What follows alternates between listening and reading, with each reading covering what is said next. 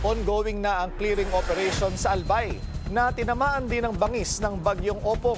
Ang detalye sa agenda report ni Rosas Olarte ng Abante.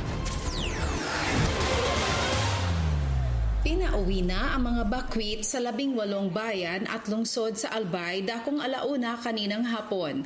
Tinanggal na rin ni Legazpi City Mayor Hisham Ismail ang curfew at liquor ban, kasabay ng decampment order sa abot 15,000 individual na inilikas sa mga evacuation center kahapon.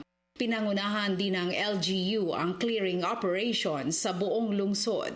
Binisita naman ni Albay Governor Noel Rosal ang Albay West Coast area para tiyaking walang casualty dahil sa proximity nito sa Masbate Island Province na nakaranas ng matinding hagupit ni Opong. Nagsasagawa pa ng validation ang mga lokal na pamahalaan ng Masbate at Camarines Norte matapos mapabalitang 4 ang namatay nang bayuhin ni Opong ang Bicol Region kaninang alas 3 ng madaling araw.